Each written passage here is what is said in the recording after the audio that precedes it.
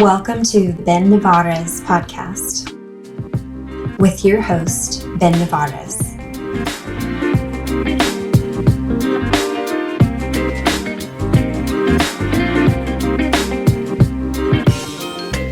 Caught me hitting in the spirit, crucified my flesh. I was living ghetto lyrics, even though I'm blessed. The best was heaven sent, never heaven made.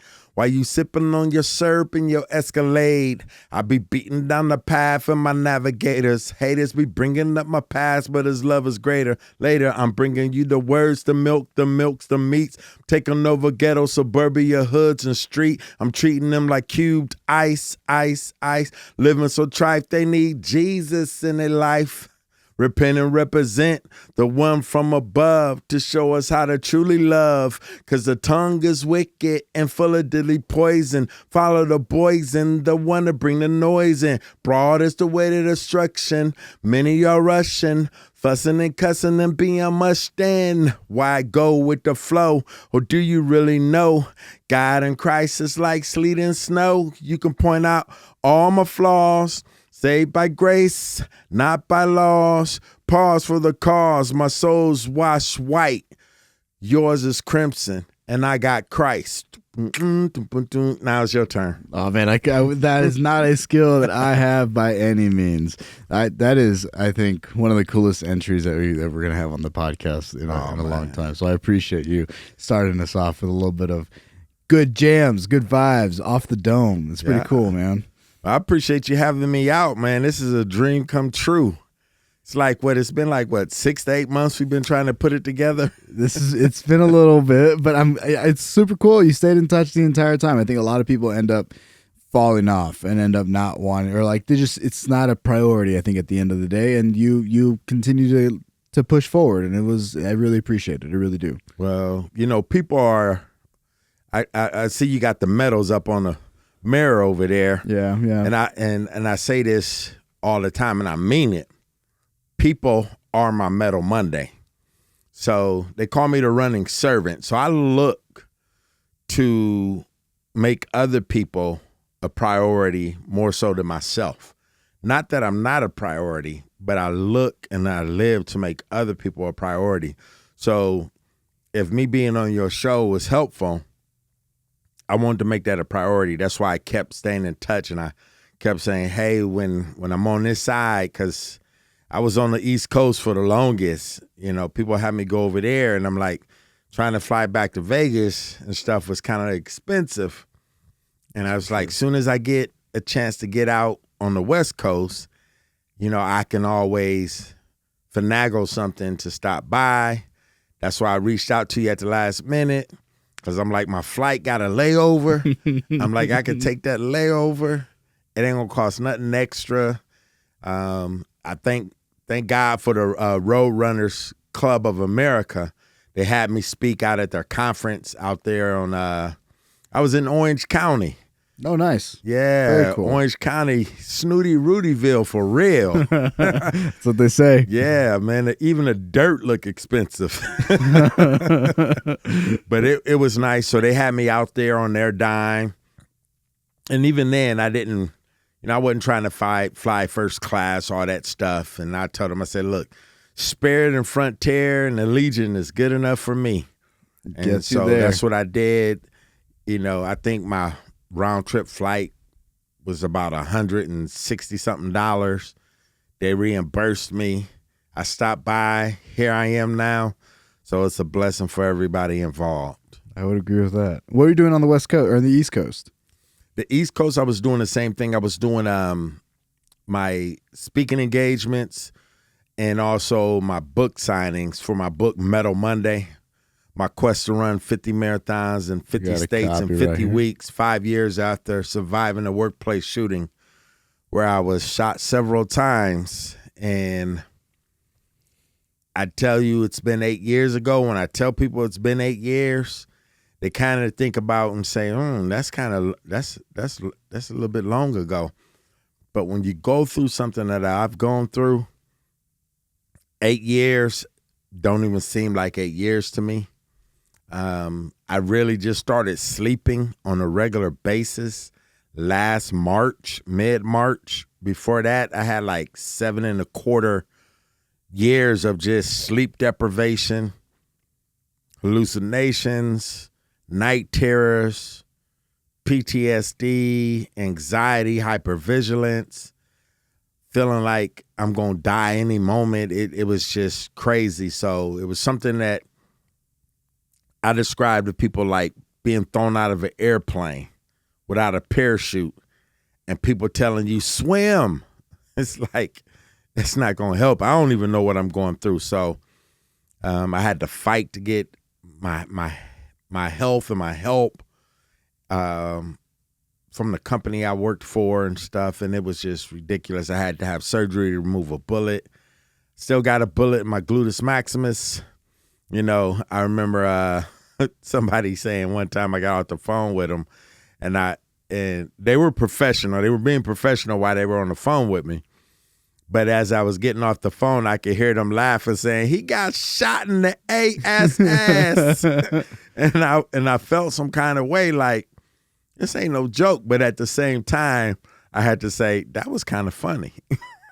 Being able to laugh at it is a big deal, right? Being able to understand it through humor is finding that silver lining does help the mental health a little bit. Yeah. Even though I would assume at the very beginning of that, it's not easy. Oh, man, it wasn't easy at all because, I mean, for the first 10 days, I didn't sleep at all. I couldn't close my eyes just to, like, do that because I just seen the image of the guy standing over me running, him shooting, me running, him shooting. So it was like I didn't want to go to sleep at all. And I remember when I first started hallucinating, that was something else. And I'm like, I ain't even on no drugs or nothing. So, you know, I'm like, I'm sitting up here hallucinating. What's going on? Can you tell me a little bit more about that day? I know I read in the article it's still a little bit of a hard subject, but what is that event like? Like, you're going to work one day and then all of a sudden catastrophe happens. How does that play out? Man, I can only tell you the part that I remember or recall. I could tell you what people said, that the detective that came up to the hospital to interview me said that people said. But all in all, it was like I'm doing my job. I was in retail management, big box retailer, and it was me and another, the operation manager in the building. We were the two supervisors in the building. Everybody else was, you know, hourly employees. Even though I was an hourly employee, I still, you know, a leadership role. And I heard him call out over the loudspeaker that he needed all male associates to a particular part of the building. And so I'm like, you know, what's going on? And you could hear the urgency in his voice. So, like, what's going on? I'm on the other side of the building. So by the time I get over there, I come and all I see is a bunch of scuffling, wrestling. Don't really understand what's going on, but I'm like, something real serious is happening. So as I approach, I hear this one guy tell this other guy to get the tool and put in work. Right then and there, I was like, this is not going to be good. Yep. So I run over and people still trying to wrestle with this other guy. And he must have been on some drugs or something because he's about your size, but he was like, man, handling everybody. And they was having, I mean, it was probably about 10 to 15 men out there. We talking about grown men. God. And so he's like manhandling everybody. And I'm thinking to myself, this dude got to be on drugs or something. Yeah. And so I noticed he's trying to get something out of his pocket, and the security guy is like holding his hand back, and he's steady trying to get, but he's got his left hand, and I mean, he's just manhandling people, man. I'm like, yeah, this dude owns something. And so I'm trying to pull people off, tell people to, you know, get to safety. And, you know, There's people outside watching, other employees, customers, and I'm like, get in, get to safety, get to safety. What inside? Like, how do you know that that's the that's the words to say in that moment that you're like, you tell people other people to leave? Why?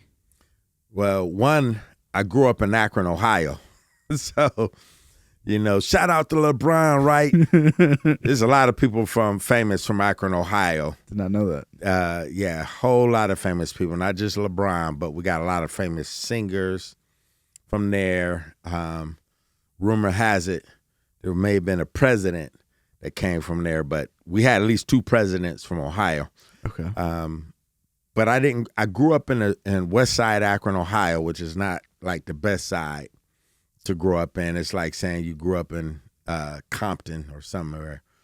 And so when we were growing up, we seen shootouts and people getting killed, murdered, finding, I'm 8, 9, 10 years old. You find dead bodies in the alley and stuff like that. Rough. So it's not new to you. Yeah, it wasn't new to me. So when I heard the guy say, get the tool and put in work, I've heard that phrase before. Especially being in the hip-hop industry that I used to be in for 18 years, promoting various artists. I've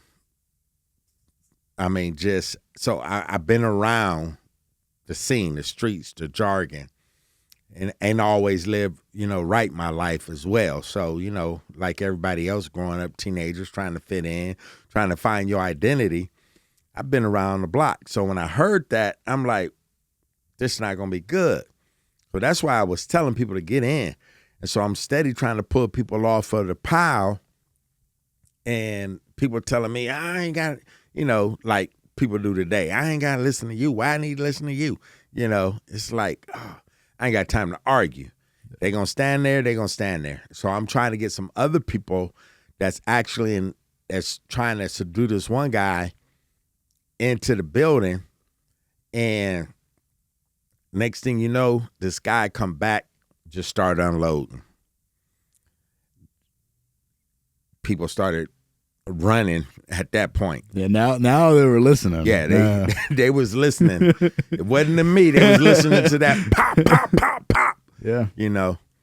So dude had I think they said it was a 22 or a 32 caliber, but it was interesting because I was watching Forensic Files recently.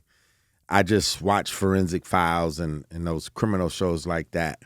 And I don't watch too much TV, but when I watch TV, when I'm traveling, that's what I watch. Did you watch it before the shooting, or is this like a no? New This thing? Is something afterwards. People were like, "Why do you watch that stuff after what you went through?" And I'm like, I don't know, but it's a way to deal with it. Yeah, it's a way to deal with it.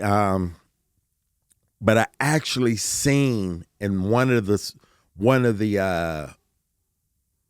reenactments, I actually seen the weapon. It was a 22 rifle that a guy had. It's short. It's not long. It's not like you're doing like this or anything. You can hold it in one hand. And I remember, where was I? I was doing a book signing somewhere. Oh man, I can't remember. It's like within the last month or two. So I'm doing a book signing. I'm in the hotel. I'm watching this, and I'm like, "That's it. That's the gun that the dude was holding." Because it bothered me for the longest. Because I was like, I ain't never seen this weapon before. And when I seen it on the forensic file, I was like, "That's it. That's it." So I text one of my friends, I'm like, "I've seen the gun that shot me." Did it give you some sort of closure? Was that like the? It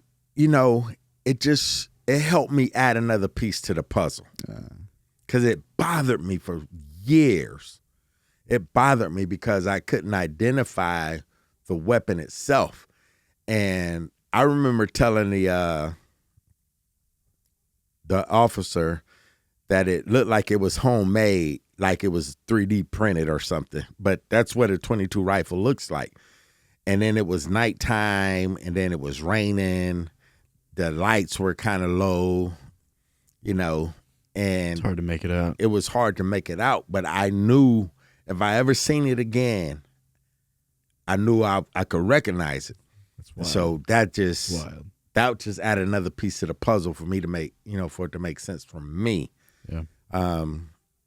There's really no way to process PTSD in a formula that says A, B, C, and D, and you're going to be okay. It's really, I had to learn how to process what I went through. Every person that deals with PTSD deals with it differently. There's different PTSD. And so I'm sitting up here getting people in. And so people's scattering at this point, and the security guy has the hand of the guy wrestling, and the guy is just steady manhandling him. So I grab both of them, and I kind of like pick them up and slam them to the ground. Damn. That's a strong boy. Yeah, try to get control of them.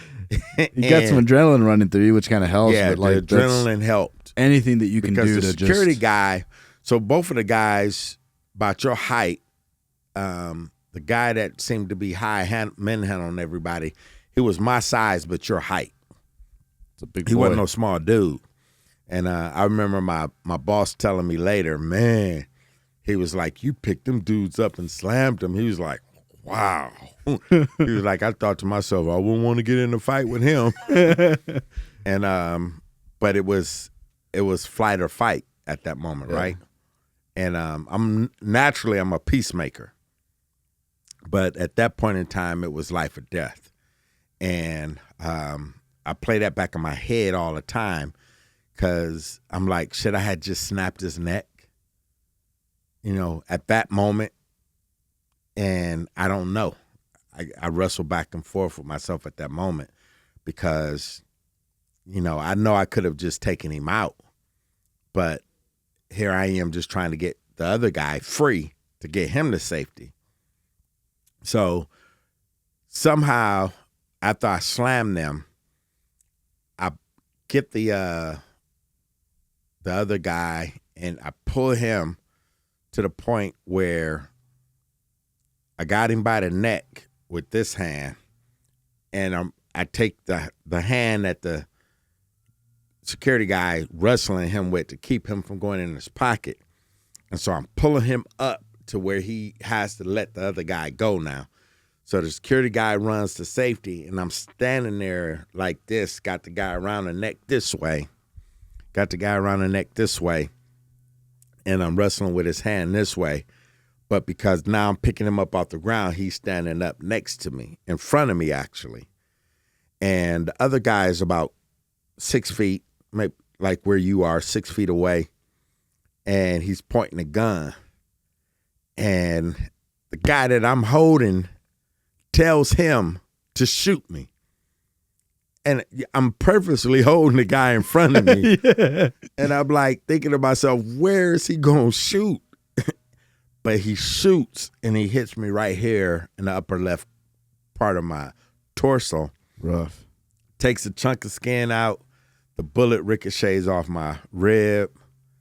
And at that point in time when he shot me, the other guy rears back like this to knock me in the head with his head, to try to buck me off of him. But I hold him to the point where we both fall. Now he's on top of me. Yeah. When he told the guy to shoot me, I was like, this ain't their first rodeo. I'm like, these dudes are killers. And so I'm sitting there, got the guy, well, not sitting there, I'm laying there now on my back. I got the guy on top of me and I'm still holding him like this. So the guy walks up and he says, let my nigga go. Let my nigga go.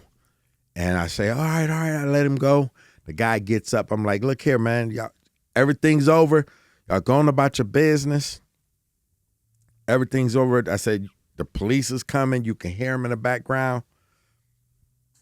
excuse me, these guys had no care in the world about the police. And so the guy stands up and he tells him, kill him.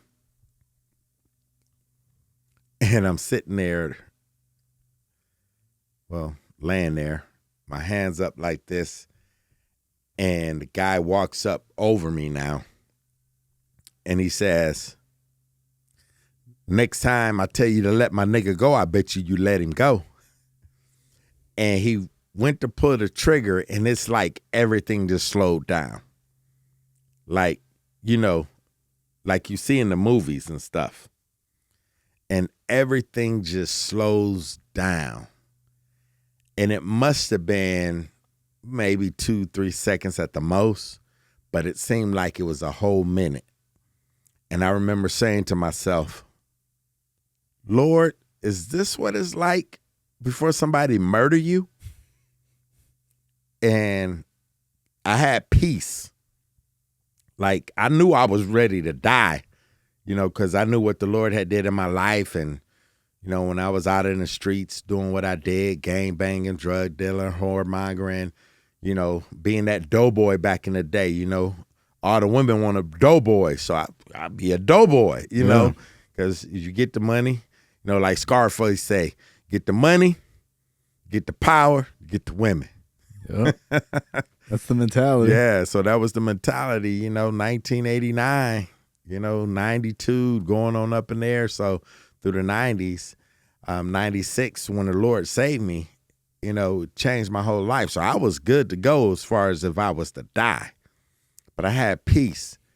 And it's a powerful feeling. Yeah, it is. It's a powerful feeling. To be at the point where somebody's standing over you and you know they're about to murder you, but you just got peace. I just had peace. And I thought about my kids. I got 5 kids, 2 daughters, 3 sons. And I said to myself, I wonder who's going to tell my kids and how they're going to take it. Wonder if they'll be okay. That's all I was concerned about.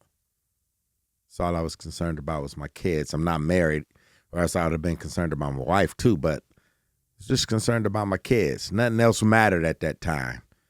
You know, not being a, what they call them these days, high-valued man.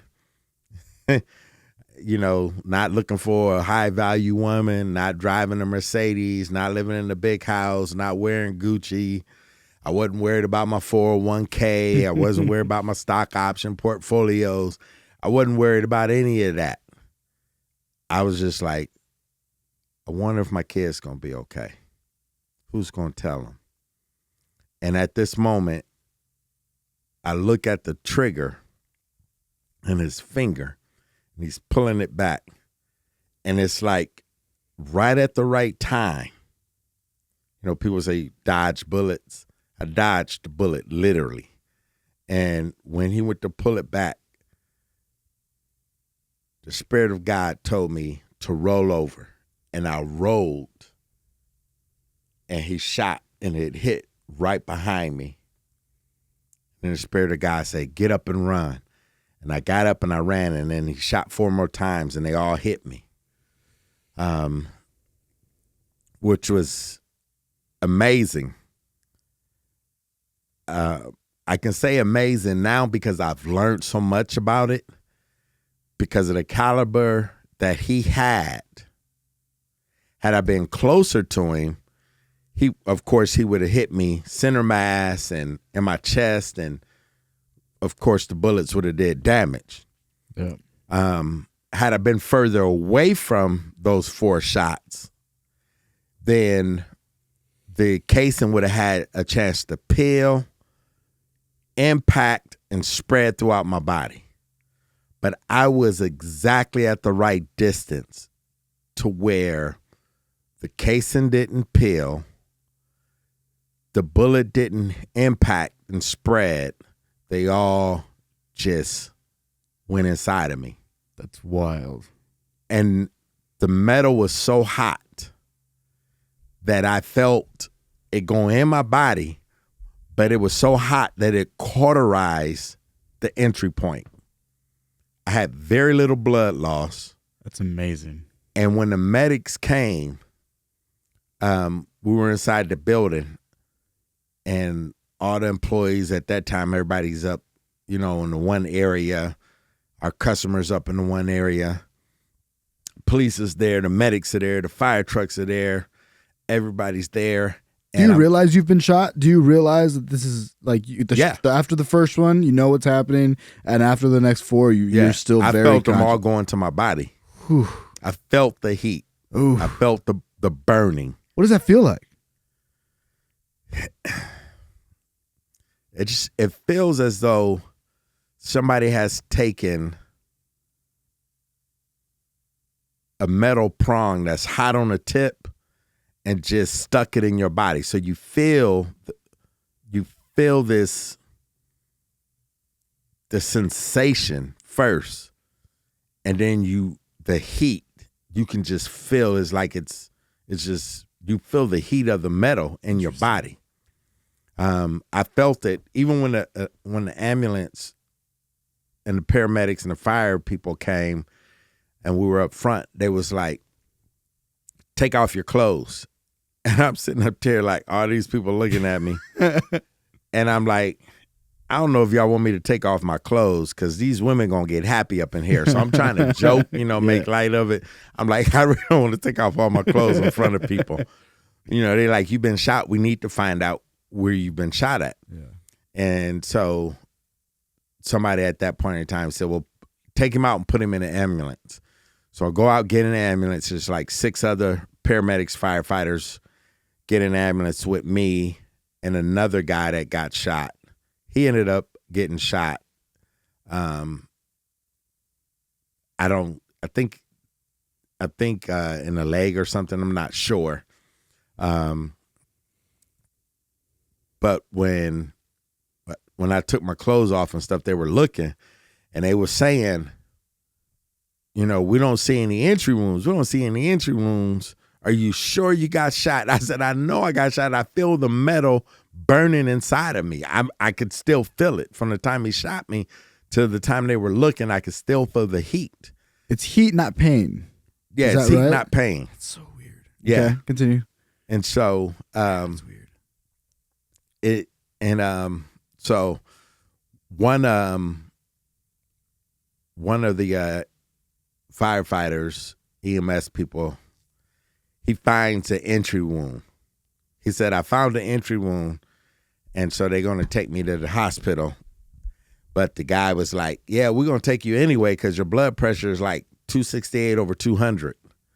So my body was started and it shut down. And my mind was going first. It was shutting down a part of your brain that produces serotonin. That's the feel good. The feel good. Where you run, you get your runner's high and all that stuff. That's the feel good part. So my brain was starting to shut down to protect my body, to protect itself. And but so I go to the hospital. And they look at everything, I think they did an MRI or something, whatever they did. And they was like, yeah, we're going to have to send you to a specialist. Good thing there's nothing that is dangerous. Nothing's near your spine.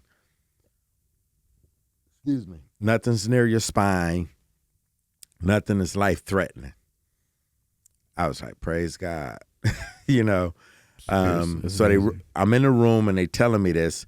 So the nurse comes back and I have this irritation on my inner thigh, left side, my groin area. And I was telling him, I said, something is bothering me down there. And so they sent me back to do I guess it was an x-ray or something. And when they bring me back into the room, I'm waiting on the x-ray to come, and it's just getting worse. And I'm like, I said, something is irritating me a lot down there. And so the nurse, he takes a look down there, and he literally, the bullet fragment had worked its way to the surface to where it was sticking out. He literally took his fingers and just pulled it out. That bullet missed my femoral artery by a centimeter. It's amazing. It would be about 5 years later, I had to get a, what are those things? Not the sonograms, or, where they do the imaging of the baby in the womb. Yeah, a sonogram. Is it a right? sonogram? Or am I saying that? Yeah, maybe. I don't know. Pretty sure. Yeah, pretty sure. Whatever they do with the baby. So I had to go to a vein specialist because I was having problems with my blood circulating and stuff, and I was swelling up. And so he did my legs, looked at all the veins, and he was teaching a nurse, I guess one of his nurses, he was telling her how to do it and what the veins look like. He was, and so when he was doing that part of it, he actually did my inner left thigh, and I got to see the femoral artery, and I got to see the scarring from the bullet. That's cool. Next to the femoral artery. That's cool. And that was like a surreal moment for me. That was like, you really did get shot. In case you were wondering before. Yeah. This is real. This is real. It was real. Because sad to say, the company I worked for started a smear campaign against me, saying that I made up getting shot. That I made all this up. Why? I have no idea. And they did. Can you say who it was, or is that you can't? Or is that not allowed? Or would you rather not? Well, one, I'd rather not, because I don't want to. I'm not trying to get him any kind of press or glory from the situation. That's fair. I want to help people that may have been in that situation like I've been in, or that may find themselves in that situation. And I want to encourage people to make decisions for themselves. But when I say it's like a Hollywood movie, it's like I walked into something that I had no idea was happening. Personally, with me, I feel like it's just something in me that says that there was this murder for hire plot, and somebody was supposed to be killed, and it didn't happen. And then all of a sudden I'm getting, like the detective, when he came to the hospital, he was like, man, you a hero. The homicide, aggravated robbery detective came. He was like, man, you're a hero. He said, I spoke to several of your coworkers and you saved their lives. 3 of them said that if it wasn't for what you did, they know they would have died. And so I'm thinking that the company I'm working for is going to be like, kudos. Yeah. I'm going to get a badge. I'm going to have the president of the company call me and say thank you and all that stuff. It became a living nightmare. How shortly after did they start coming out with this defaming or dismissing the allegation? Well, I would find out that they were doing it immediately. They were doing it immediately. Damn. I wouldn't find out till later the extent of it. Yeah. But yeah, they did it immediately. Wow. Interject themselves into my child custody with my daughter, my youngest daughter. How can they do that? Had her mom telling her stuff, feeding her stuff, literally had told her that she needed to ask the judge and the family court with my child support and visitation to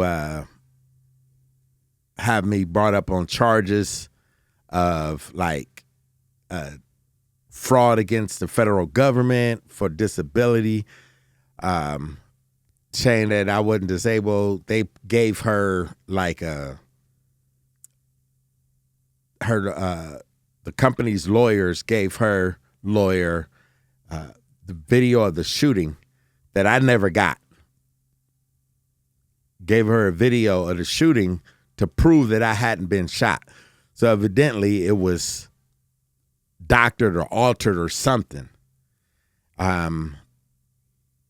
It was just ridiculous. And the first filing that she did, the clerk out in it's out in Sugar Land, Texas, Fort Bend County. The clerk wouldn't even take the first filing that they were filing because it was so outrageous. So her attorney comes back and they file something else, but I was fighting that, and I had to fight to get medical help to have the surgery removed, the bullet to remove for the surgery. Yeah. I had to fight for my mental health, to see a psychiatrist, a psychologist. I had to fight for everything like that. Damn. To go from a traumatic event to almost, and maybe this is like you almost expect some help, like, oh shit, like this happened, people step in, they're gonna like provide that assistance. It's not your fault, it's not anybody's fault, it's just something that happened. All right, well, let's fix what happened. And then that's not at all how it's taken. That's not at all how it was taken. I mean, corporations kind of make me sick sometimes. I assume it's a corporation, but like I don't understand how you could do that to people for the benefit of like your bottom line. Yeah. If that like you don't want that flag, so it's just like let's try to. I mean, for me, it's not. I try to reconcile that. Like, is this really about the bottom line? Is it, or what is it about? Because what does that have to do with your bottom line?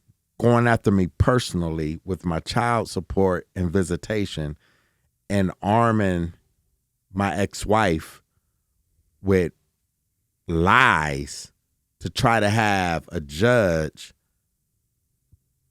have charges, federal charges brought up against me. I'm on disability because I'm unemployable. I suffer from PTSD. I'm uninsurable. I didn't do this to myself. And that's what they act like. They act like I did it to myself. Even to the point that they claimed that I threatened to go in and shoot up the place. And I was like, wow. And did you ever claim that? No. So like, and they knew I didn't. And so I was like, you know what? I told the people that was investigating it, I said, listen to the call. Because when you call in to the corporate office, because I was out on, what's that, FMLA? What's up? The Family Emergency Leave Act or something like that. Okay. Which at first, that wasn't, they was threatening my job. I got to come back to work or you're going to lose your job for no show, no call, no show, whatever. Yeah. So anyway, I ended up getting on FMLA. So when you're on FMLA, you have to, work with them, get them the information they need, talk to them and things of that nature. So call in to the corporate office to speak to a person that asked me to call them, and how it gets to, I call to threaten to come in and shoot up the place if I didn't get help, was just another slanderous attack. And I'm sitting there like, listen to the call. I said, because when you call in, they record every call. I said, listen to the call. Yeah. And so the investigators, after they pretty much interviewed me and the insurance people interviewed me and everything, they said, we already heard the call. Mr. Burros, we know you didn't say that. But because of what I went through, they were trying to figure out what state of mind I was in. But these people slandered me to where when I went to my doctor appointments, they wouldn't even call me in the back. The doctor came out in the lobby and did my appointment in front of everybody, which violates HIPAA. Yeah, it does. But this is what was being done because of this company. So I'm like, why would somebody go all out like this for a bottom line? There's something more here. I never found out, probably never will find out. What do you think? I think that there was just in my spirit, I think somebody had hired somebody to murder somebody for some reason or another. I have no idea. And it got foiled because I intervened. And the reason I think that is because not only did these guys shoot me there, but over the next couple of years, they tried to kill me 3 times. And same people. The same people. And the Houston Police Department Organized Crime Unit knows who did it, who shot me, but didn't prosecute them. Why? I have no idea. It's organized crime. My thing is they must have cut a deal with them about something else. Who knows? Give them a name, give them a something. But all I know is that the detective that was investigating it, that I talked to with the organized crime unit, just kept bragging how he was meeting with the bigwigs from my company, and this was going to make his career. And was getting mad at me because I wanted these guys held accountable. And they never would. It took me a couple of years just to find out where my case went. Nobody ever followed up with me after that night. After the on-call detective interviewed me, nobody ever followed up with me. So the detective was like, yeah, we didn't have anybody to testify against him, so we had to let him go. First of all, you got video. Second of all, y'all never, ever followed up with me. And so the guy was like, so you willing to testify against him? I'm like, yes. And so the DA, the Houston Police Department, the Organized Crime Unit, even after that, these guys found out where I lived. How, I don't know. I'm thinking through HPD, Houston Police Department. Found out where I lived. Had committed another crime where they shot somebody. They took the guy's bloody wallet, a bloody shirt, a bloody bandana, and they hung it outside my condo on my stoop. So you walk out the door, there's a little stoop there. You got stairs that go to the one above me, and there's a fence there. They hung the bandana and the shirt, the bloody bandana and shirt on the actual fence, and laid the guy's wallet out open.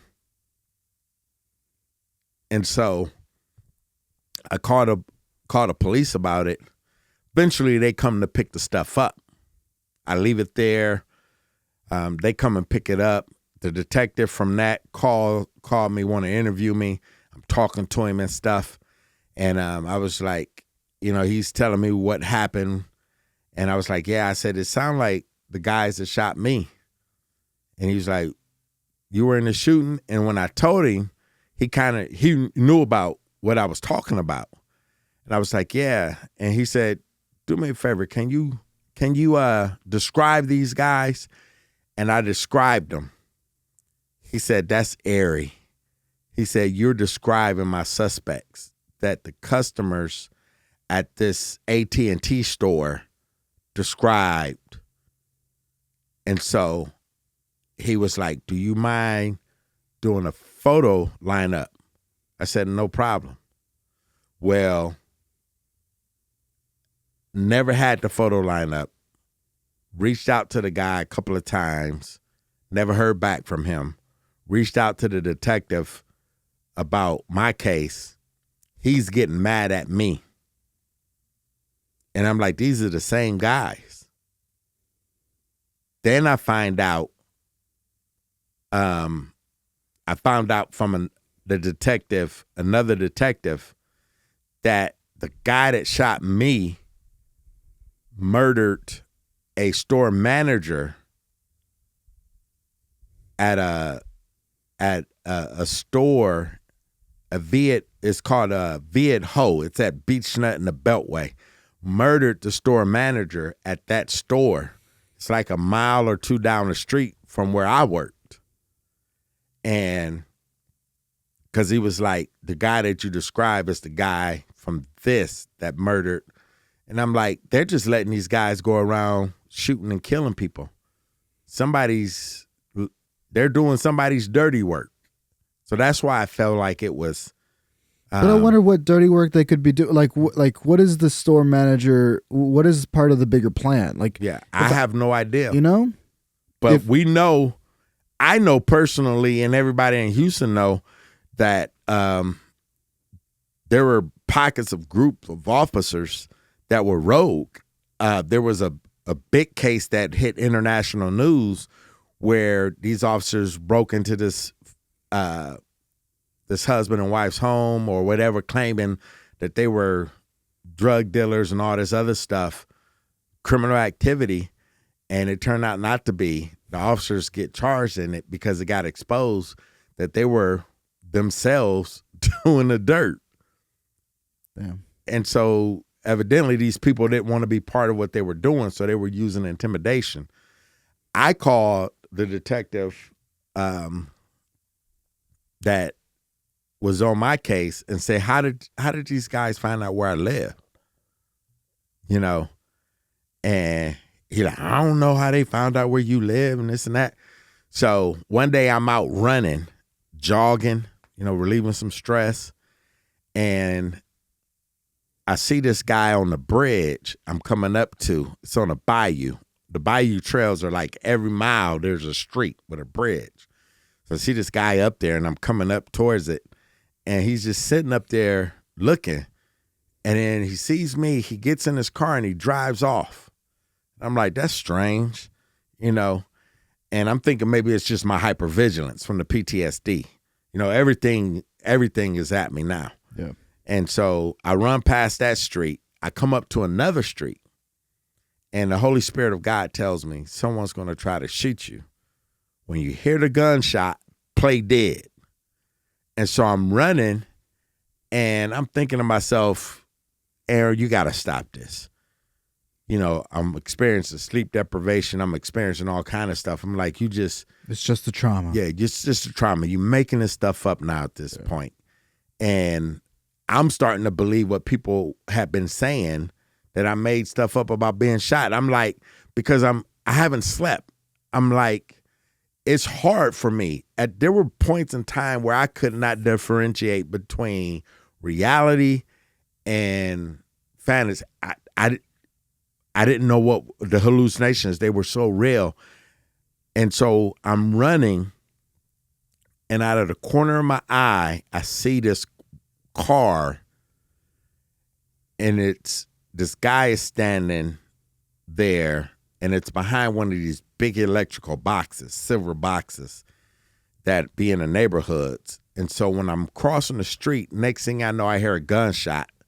I fall down and play dead. But the way I fall down and play dead, my eyes are still open so I can see the guy.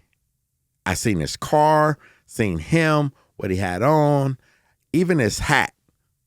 So he's running up to me with the gun because he wants to make sure I'm dead. I'm sure of it. However, there's houses on both sides, and it's the back of the houses, so people start looking out their windows. Hey, what's going on? So now the guy is being noticed, so he runs off, hops in his car, and speeds off. I'm laying there because I've been shot before, and now I'm sitting there. I'm afraid to move. This guy comes over. He's like, have you been shot? I said, I don't know. And I said, I've been shot before and I have PTSD and I'm just afraid to deal with this at this point. Yeah. He was like, just lay there. My wife's a nurse. She's on her way out the house. So all these people come. She checks me out and stuff. They call the police. The sheriffs come out. Harris County Fort Bend. Fort Bend comes out. Ambulance come. They check me out and everything. I haven't been shot. I didn't feel any metal inside of me. I'm just traumatized even more. And so I described the car, described the guy, described what he was wearing, described the hat, all this stuff. Well, 2 weeks later, I'm at my mom's house and I'm watching the news. And they say that this guy gets killed out in near Cinco Ranch in Katy, Texas. And that he crawls into this Buffalo Wild Wings. He's been shot and he's asking for help and he dies there on the floor. Well, while they're doing a news story, they don't show him, but they show his car. And I'm like, I know that car. They show his hat on the ground next to the car. Bingo. That's the guy that tried to kill me. Call the detective. I say, the guy that shot at me has been killed out in Katy, and I tell him the story and everything. He was like, let me check on this. I'll call you back. And so I never hear back from him. To this day, I hadn't heard back from him. A couple of weeks later, I'm watching the news, and they do a follow-up to the story. And they say that it was determined that this was a drug deal going bad. And if anybody has any knowledge of anything, please give Crime Stopper a call. Really? I identified the car, identified that cap. And I say, I want to see the picture of the guy because I gave a description to the officers when he tried to shoot me. So now they done murdered this guy because he didn't kill me. And then the very last time they tried to kill me, I was coming out of my unit where I lived, and this guy was crawling like in front of the cars because I was back then, and he was going to run up on me to kill me. However, there was another person going to his car, and they ran into each other. And so the guy was like, what's up, man? What's going on? And the guy stood up. He was like, oh, I'm just looking for. And I peeped it out. I said, nah, something not right. I didn't see anybody, because I'm like, when I go out to my cars, I'm looking. Yeah. And so I'm like, this guy had to be, coming up low. So he keeps walking towards me. And he was like, excuse me. And he's like, I'm looking for it. And then he would drop his voice. And I'd be like, I can't hear you. And he said, oh, I'm sorry. And he'll walk up some more. And he said, I'm here. I'm trying to pick my girlfriend up. And then he'll drop his voice again. And I say, I keep telling you, I can't hear you. Speak up. And so he say, oh, I'm sorry. And he'll come up closer to me. So he got to where he was like 2 cars away. He was at the front end of the passenger side of the second car, 2 cars away from me. At that point in time, I reach in my car like this in my truck, like I got a gun. I don't have a gun. But I ain't going out like what they say, like no punk. Yeah, I'm not going out like that. If we gonna get killed, I'm gonna make sure that I at least have a fighting chance. Yeah. And so I tell him, I say, that's far enough. Don't come no closer to me. Yeah, man, I'm just trying to find my girlfriend, her place, this and that. And I said, look here, dude, there's a call box up front. Go use it. Call her on her cell phone. This and that. Don't tell me you can't. How I can't help you. Yeah. It's not 1990. You have your own phone. It's your girl. Call her. I'm like, dude, don't come closer to me. And he said, all right, I got you. And he did this. He said, we'll get you later. And he backs up because he thinks I got a gun. So he's walking backwards. He goes back and he gets in this truck way down the parking lot. No, he didn't get in the truck. He was acting like he was still trying to get inside the building. And so I got in my truck and I drove by, and it was this big black dude. They both were black. One of them was light skinned. Looked like he just got out of the pen out from Cali. I mean, this dude was cut and he had on like one of those looked like one of those I don't know what you call those jumpsuits, not Velcro or anything. It was fabric like. But I mean, this dude looked like he'd been in the yard pumping iron. Yeah. And so I'm driving by, and the guy that's in the truck just look at me, and I look at him.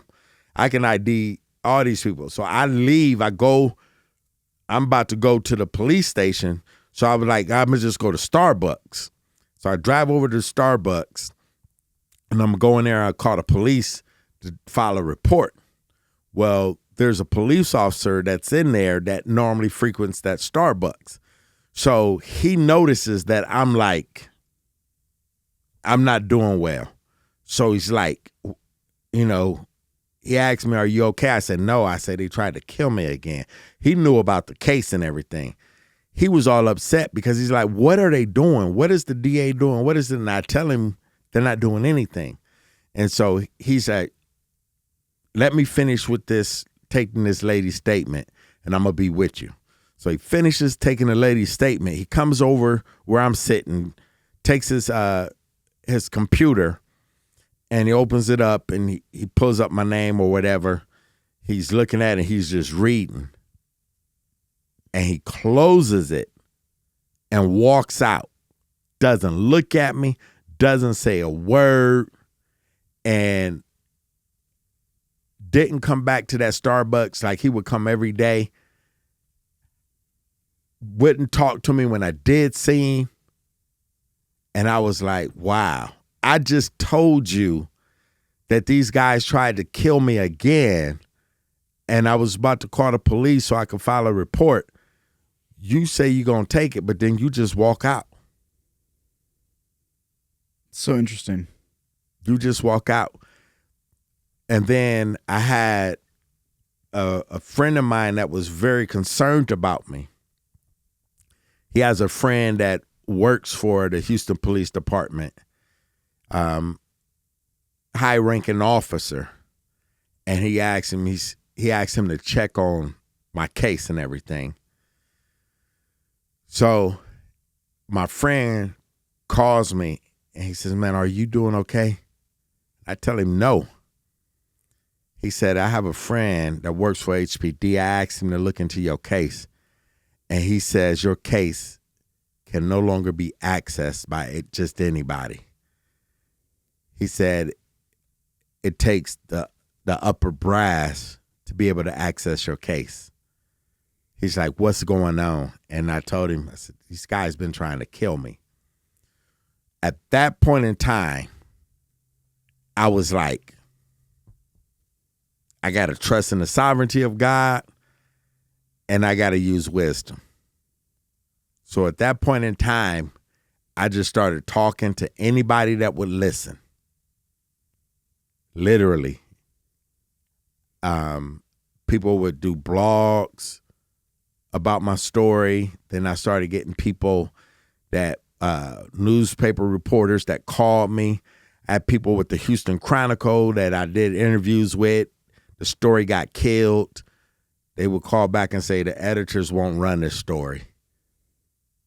And I just kept talking and talking and talking. And I told people, if I died from circumstances, suspicious circumstances, if I got killed and nobody knows what happened, it's the company, it's the criminals, and it's the cops that killed me. because whatever they're doing, I know that it's being done because of the company. The police is doing what they're doing because of the company and the influence and the money they have globally. And this detective, like, this is a career maker for me. You're jeopardizing my career. How am I jeopardizing your career? And it is my life. I wonder, it doesn't sound like, who are they affiliated with? And who are you affiliated with in the past? Is like my question. Like, you have a past. Is that linked? Or is it just like, man, this guy happened to be involved in this unfortunate circumstance where maybe somebody should have died on the property so that there's an insurance, there's so that the company gets some sort of benefit out of it, whatever that benefit is. Yeah. There has to be a benefit, right? So then because we definitely know that hired guns are a real thing. We definitely know, like, I'm from the Valley, like Rio Grande Valley down south. So I don't know if you were looking at the Hidalgo County Sheriff's Department when they got on national news for smuggling immigrants and for drugs across the border for the cartel. Like, that was my hometown. So, like, I know that this is real stuff. Yes. I know this is happening.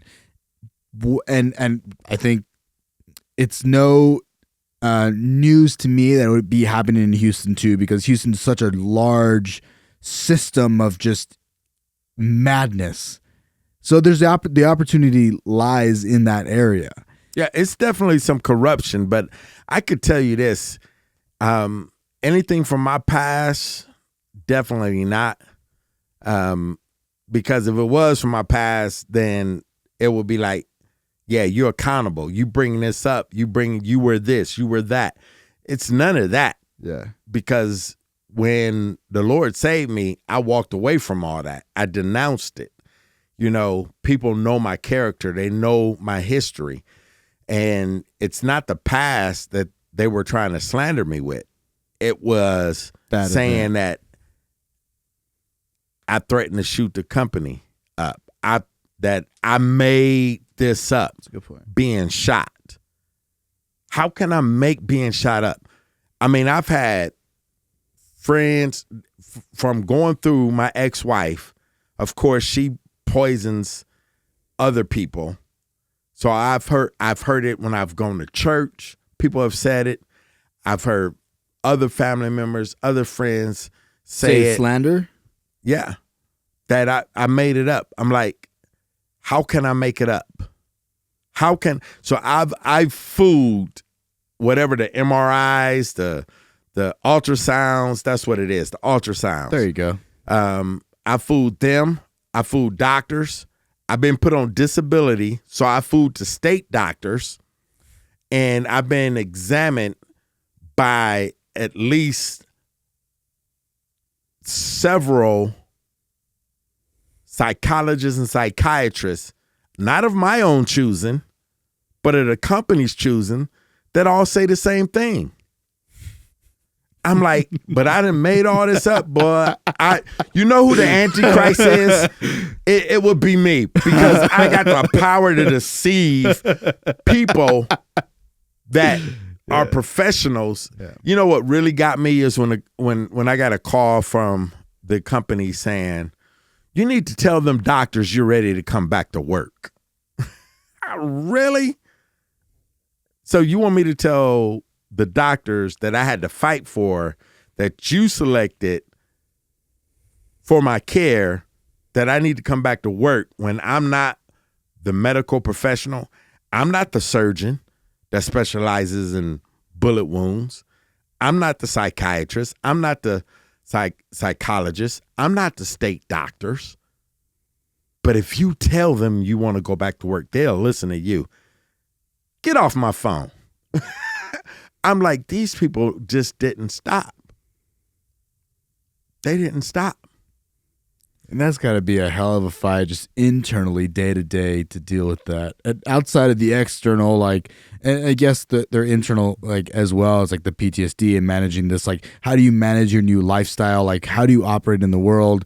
But then also all of these people that are just like also saying, no, like, this didn't actually happen. You're making all this up. And it's just like, yeah, how much louder can I yell? Or like, and the thing is that I still look to bring some accountability, because for over 5 years straight, I didn't see my youngest daughter from the time she was in high school, 13 to 18.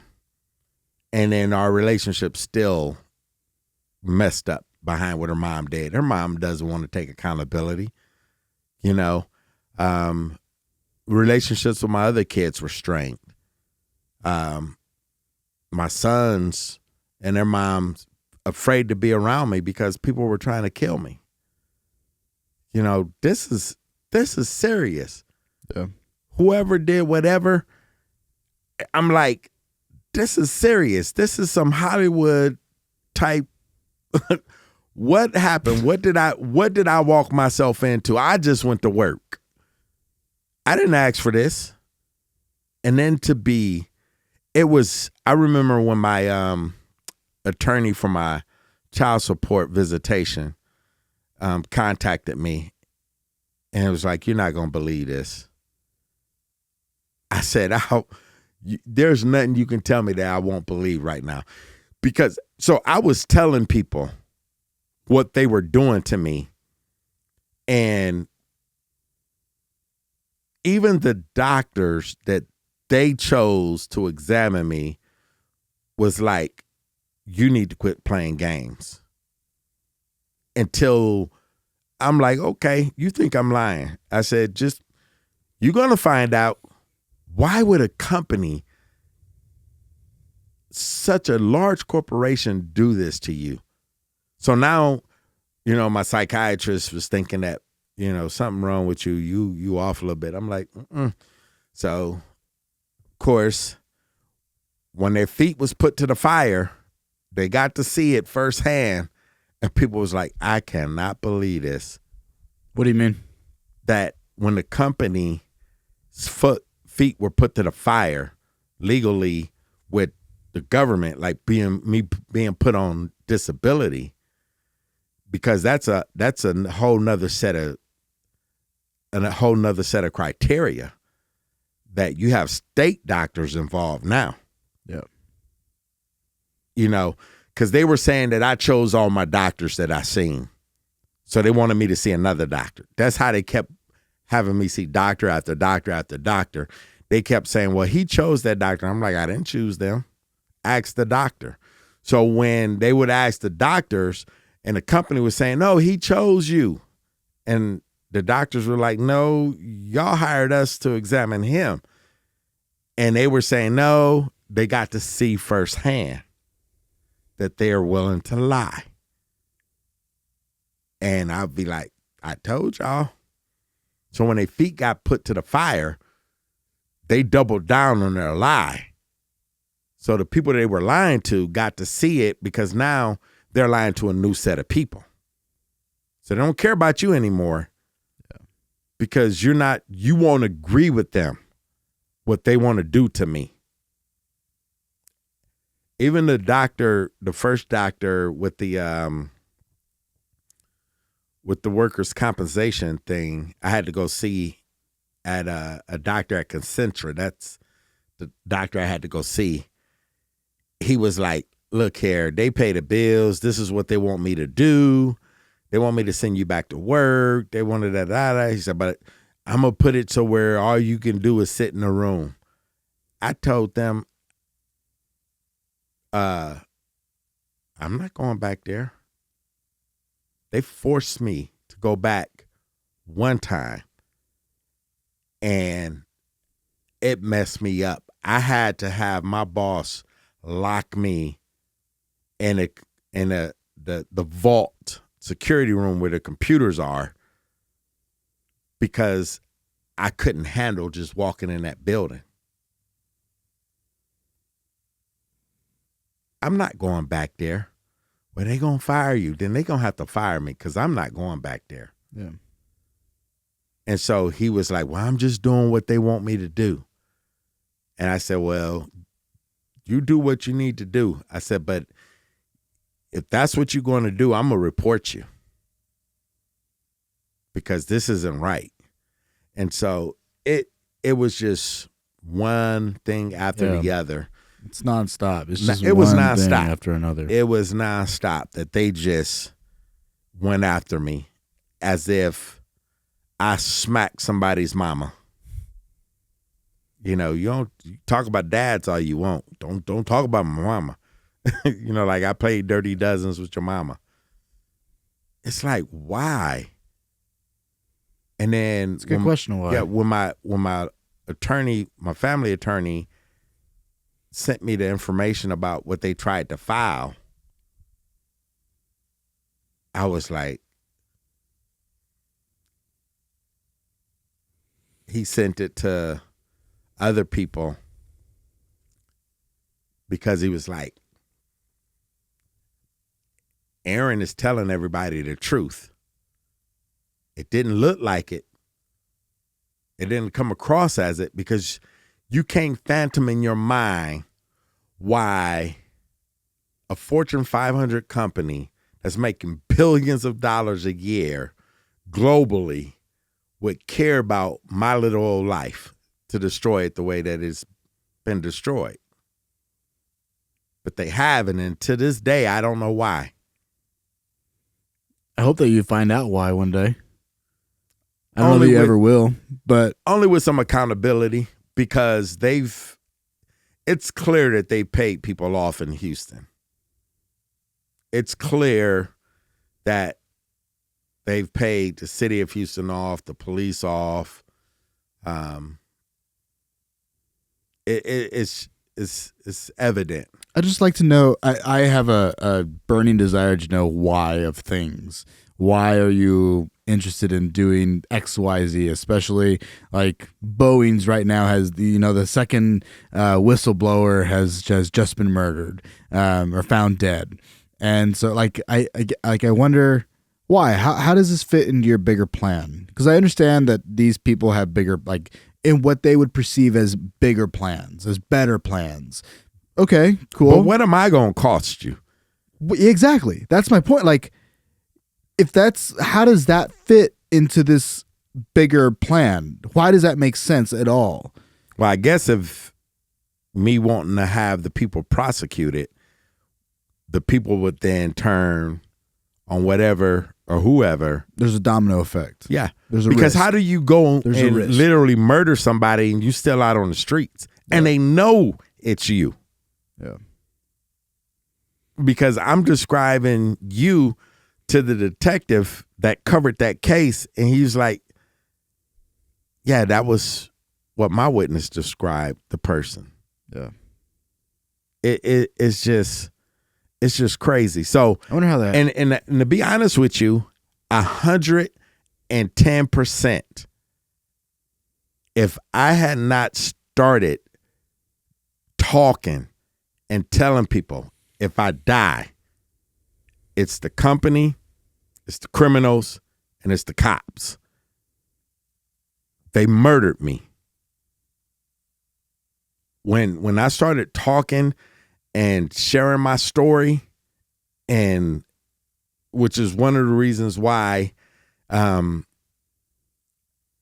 book came out. I didn't write the book. The book wrote me.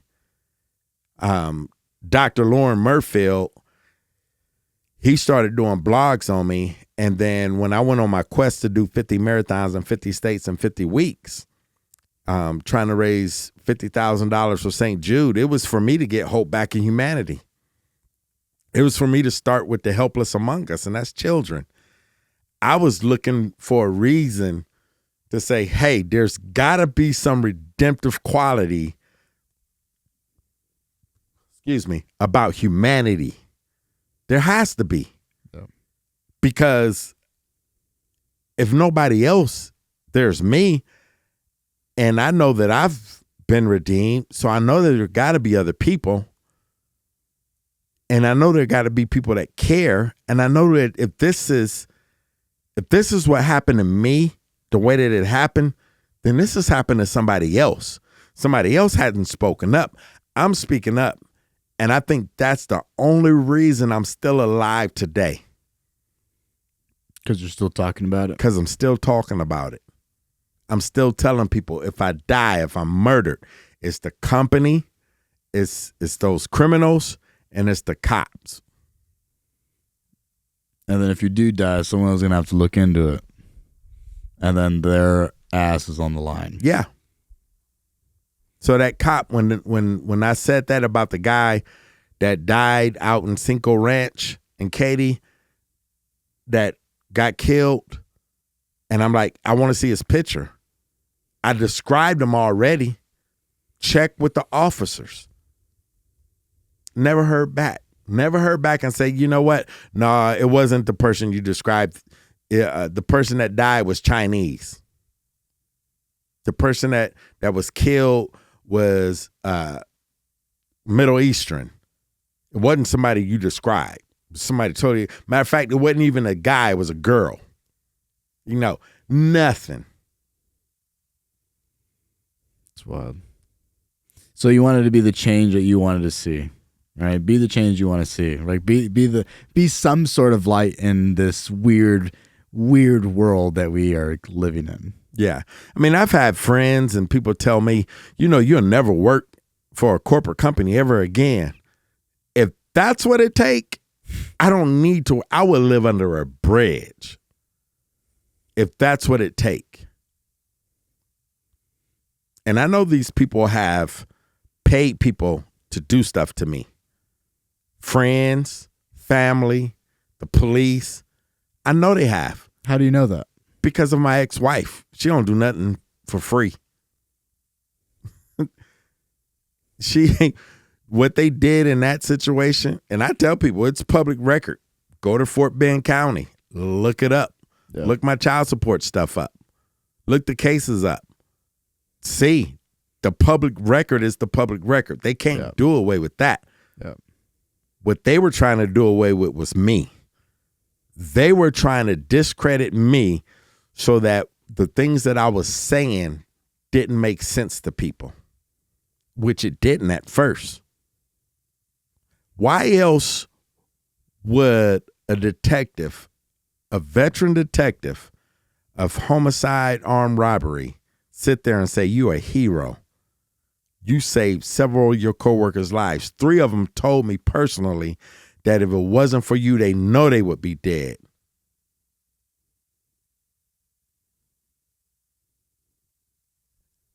And then the company do what it did. I had to fight for everything to get on FMLA. I had to fight to get stuff paid for. I had to fight to get the surgery. I had to fight to get my doctors. I had to fight to get my medicine. I literally had to fight. I remember telling, when they had a call, they called me and they said that they literally called me and they said,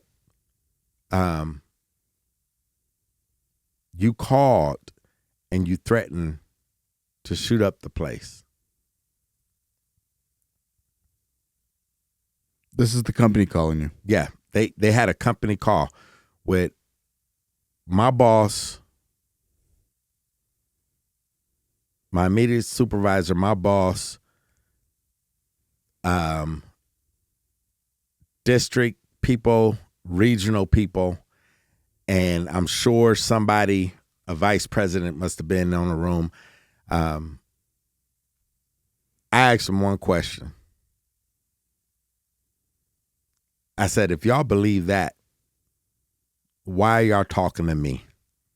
How come you haven't called the FBI or Homeland Security? You got a building full of people, several hundred people. If you honestly believe that, then how come y'all have not reported me? And the answer? My boss said, Aaron, I told them, you're not that type of person. Aaron didn't do this. And I told him,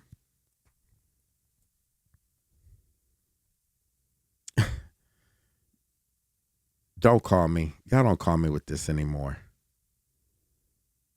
And got off the phone with him. And then the next day, this is when all the investigation started taking place.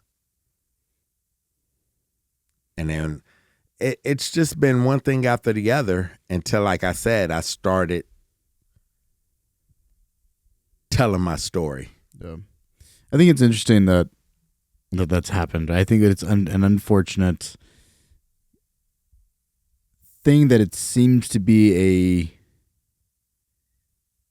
a story that isn't so common anymore. Or isn't so rare anymore. It's becoming more common. Yeah, you have these Boeing guys. You have, I'm sure, there's a lot of skepticism around the Epstein case and his suicide and it not really being that way. And this is another one of those unfortunate stories of somebody that luckily hasn't been murdered, but has that same unfortunate handling. It's weird. It's happening a lot. And it feels like there's more and more discourse and there's more and more distrust of the government and the people that are supposed to be there to protect you. And it just, yeah. I have had a couple different run-ins with the law and I've been nothing but lied to. Yeah. And I have don't absolutely no understand it. trust in the police. It's I feel like I should, but I have none.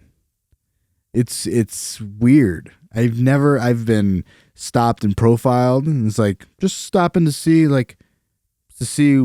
I was driving the speed limit, everything was fine. It's oh no, just checking. Okay. Thanks. And sent on your way. And it's that's not it's keeping me safe. It's not keeping anybody safe. Yeah. I had a situation happen at Starbucks in Houston, off of Westheimer and Kirkwood. It was a very busy Starbucks, but I had a situation happen with some police there. I was waiting to pull into a parking spot, and these two police officers come out, and they began to engage me in a conversation and say that the store manager had complained about me, which was a lie. I knew the store manager, and I asked him afterwards, and he was like, they lied. But they were sitting there literally trying to escalate with me. And after all I had been through, it took everything in me. I had my hands on the wheel, my phone in my hand, and they were giving me two different commands. One of them was telling me I needed to leave. The other one was telling me to stay. At the same time, they both giving me contradictory commands. They literally unstrapped their weapons and put their hands on their weapons. They didn't draw it, but they put their hands on their weapons. And the lady cop says, stop being combative. Stop being combative, to the point that people are looking and moving away. And I'm sitting something's there. Going to happen. Yeah. So when I'm telling you that these people are some powerful people, this is not conspiracy. I reported this to the police. I reported this to this. I sent an email, a long email, describing the situation with the officer's name and everything to their department, because they were trying to have a community thing with the community to build trust back up. And I sent an email to them, never heard back from them. I reported this to Starbucks. They had somebody come out. There were other witnesses that met that described what I was saying, that verified what I was saying. I was told by Starbucks that they reached out to the police and the police never responded to them. But these people wanted to kill me. I have no doubt about it. And I'm just giving you some tad bits of stuff that happened for, about 5 years of my life from the shooting, from like the following week after the shooting to 5 years of going through these things. So I'm sitting there and she's like, you're not following orders. Why are you being combative? Why are you being combative? And the guy, they both unlatched, both got their hands on their weapons, and I'm sitting there. And had I not, through all that I had been through, I honestly tell you, had I not had the power of God in me, the Holy Spirit and the presence to have peace during that time, self-control, I asked them, which command would you like me to follow? You're telling me to leave. He's telling me to stay. I'm not being combative. I want to comply, but I don't know which command to follow. Please tell me which command to follow. When they realized that they didn't get the rise out of me that they thought, they were going to kill me. I have no doubt about it. They were going to kill me.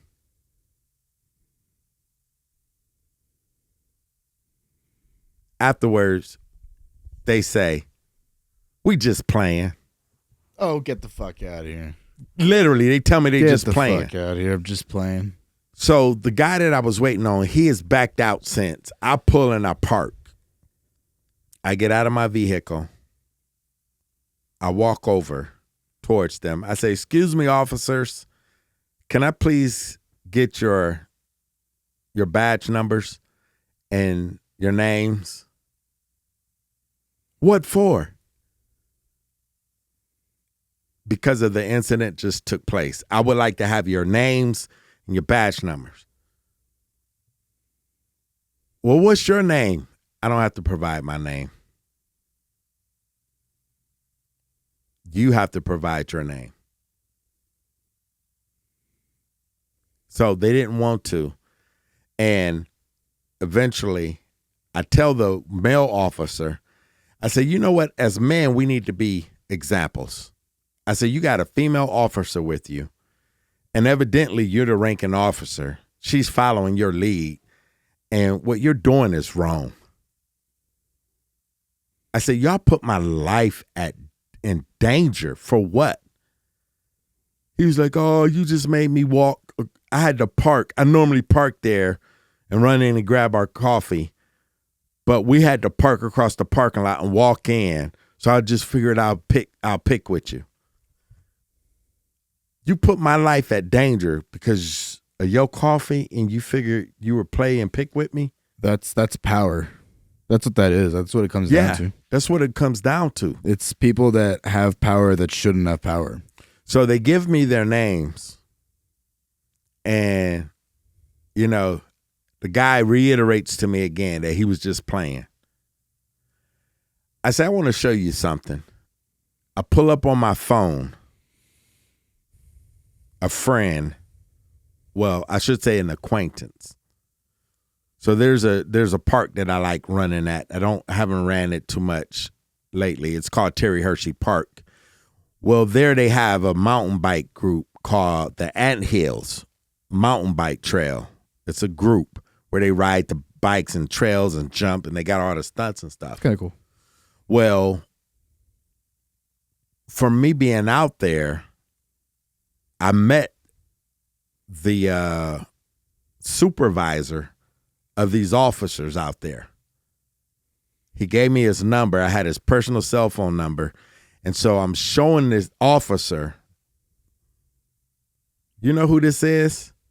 And he looks and he says, oh man, you don't need to report this. I said, you know what? I'm going to be praying for y'all. So when I tell you, when I started, and I was so afraid to start talking about this publicly because I was thinking to myself, they're just going to double down. I'm really going to die now. But ever since then, I haven't had any, I would say, any blatant approaches to take my life like they had been doing. And that's why I keep talking, because I want people to know if I die from anything other than a natural cause, it's the company, it's the criminals, and it's the cops. Houston Police Department, Organized Crime Unit. Keep talking, brother. And I'm not going to apologize. I'm not going to apologize.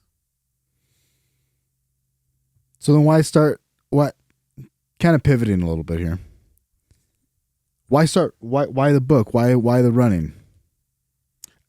The running helps with the PTSD.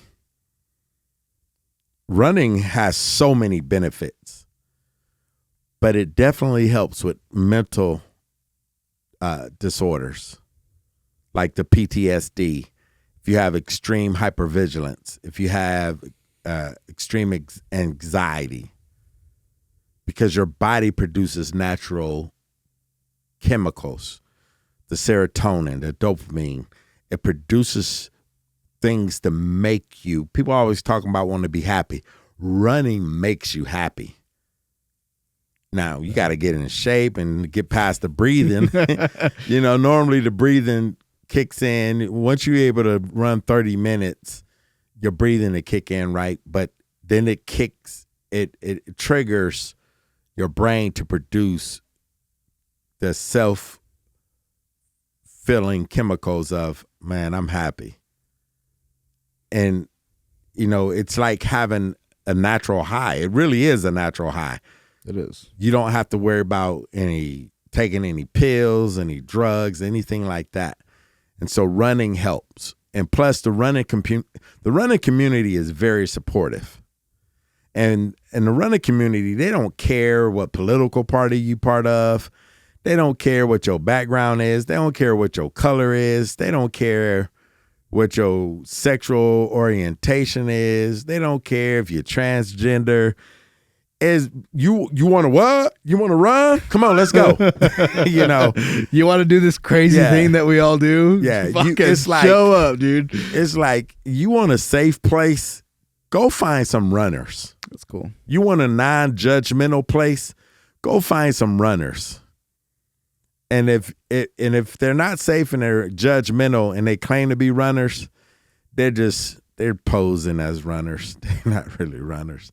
Because running, people understand running is something that produces in you something that God put in you. And when you have that connection, man, it's like that movie, Chariots of Fire. He says, his sister asked him, why do you run? He says, when I run, I feel the presence of God. It's good. And it's peaceful.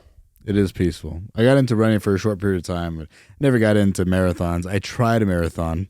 I woke up on a Friday and I was like, there's a marathon on Sunday. Might as well go try it out.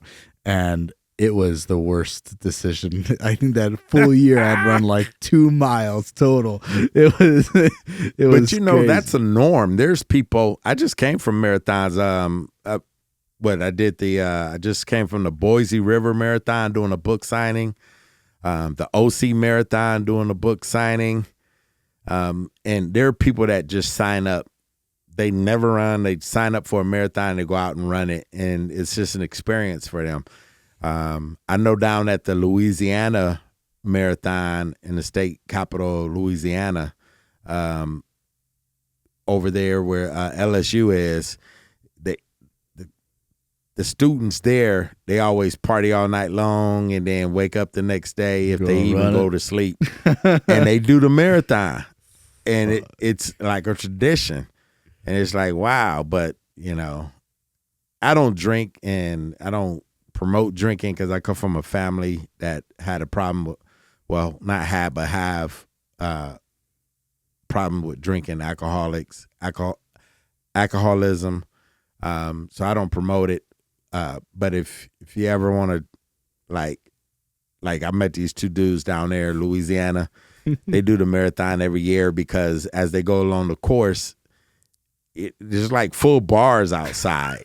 You know, there's no way. And they taking shots and drinking beer the whole time. And it's like they didn't start off drunk, but when they finished that, man, they feeling good. Dude, I only got up to like mile 17. I wore some Vivo barefoot shoes, and we were running on concrete. We were running on asphalt. Yeah, and so by mile like 10, my feet were in pain, and I was like, no, like it's just, you know, they call this the runner's block, and your body hurts. You just got to keep on pushing. And then mile 12 and 13, it started getting worse and worse, and I was like, I couldn't really run anymore. I was just like walking a little bit. I was like, I got to stop, man. Like I can't finish. The pacer truck had beat me out because I started late because I just showed up that morning. So you left out of the starting blocks trying to catch up. Kind of, yeah. And I did pretty good catching up with people. Yeah. I did all right. And then they were like, do you want to do the half? You know, that you have that separation. You want to do the half? You want to do the full? And I was like, the full can't be that bad. Like, we're doing okay. And oh my, that's a new respect for runners. If I would have been with you, I'd have been like, look, we're down in single digits. All we got is 9 miles left. Come on. Oh man, but I got x-rays the next day, stress fractures in both feet, both metatarsals full of fractures. I was like, cool. Like, well, no wonder it hurts so damn much. You know, I met this lady at the 2019 London Marathon. She was running in honor of her father. That's cool. And she didn't know it when she started, but before she started, she had a fractured ankle. And she ran that whole marathon with that fractured ankle. She reached out to me later on social media. I can't think of her name right now. She's better than me. Yeah, but if she's listening to this, you know, that daughter-daddy connection kept her to go through it. But yeah, there's a lot of people that do that, man. But I tell people, if you're going to train in the trails. If you got trails near you, train running in the trails. And then when you get on concrete and asphalt, man, it's like butter.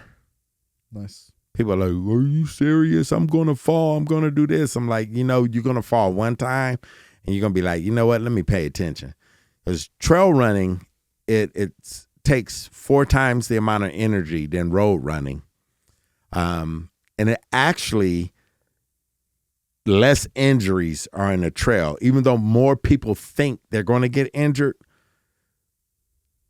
Interesting. Statistics prove that trail running produces less injuries. Interesting. Less people go to the hospital. You know what's the number one people go to the hospital for running? On treadmills. You know what number 2 is? Tracks. Really? Yep.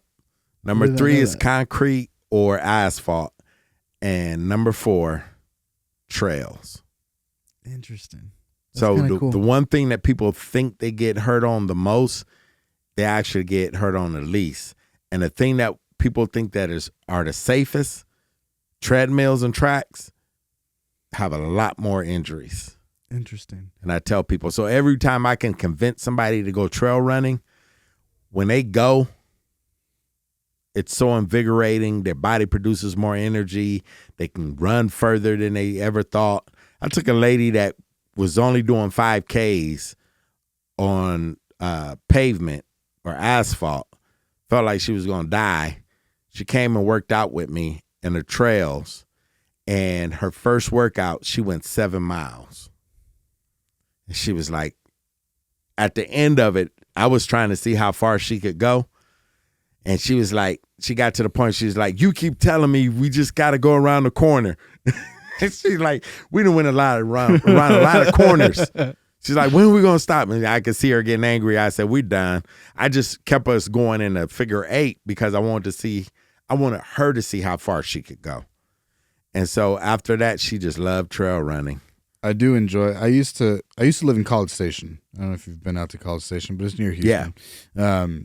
And we had a park, the Lick Creek Park, and I would go out there with my boy or my doggo, and we just run the trails. And there's something so nice and calming about just being in nature. And so you it's just like you say, it requires more energy, but it's mentally freeing. Yes. And so like, yes, it's requiring more energy of me, but I'm sitting there running, looking at the birds and like just looking at the sky and just feeling the breeze. And it's just, you forget that you're running. You're getting grounded. Yeah. Physically, mentally, and spiritually, you're getting grounded. You're in an environment that you were designed to be in moving. The only thing that we're designed to be in moving on concrete is cars. That's right. You know, so that's a good point. And marathons are great, but I tell people, if you have not done a trail run, I don't care how much you enjoy running marathons. If you have not done a trail run, you're missing it. Your body will move the way it's designed. You have to use all the different muscles of your body versus road running. It's the same mundane movement.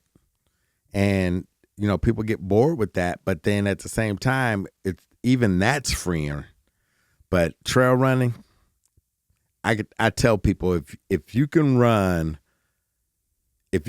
6 miles, or like I told you to one lady, but if you can run 6 miles outside of the trails, you can do 13 to 15 inside of the trails. And you'll go more distance and feel the same type of energy you feel like afterwards. Yeah. And you're going to feel better. And more of because you're not just taking toll on 1-2 muscle groups. You know, you're using all your muscles, more of your core, which more people want to work on. They want to work on their core because they understand if they get their core stronger, they can run faster. And I say, well, then go trail run. That's a good note. You're making me want to go trail run. Yeah. Because people used to ask me before I got shot, people used to ask me, how is it that you can run so fast? Because I would literally, just for conditioning, I would pace marathons because I was doing ultra running. I love 50 milers inside of the trail. So I would do 30, 40, 50 mile trail runs for my long runs. That's up to 40. Insane. And people were like, so when I did like runs, pacing marathons, people were like, how do you just do this? And I'm like, because it's easy. Trail running is a lot more involved, intense, takes more energy, but then your body knows it needs to produce more energy.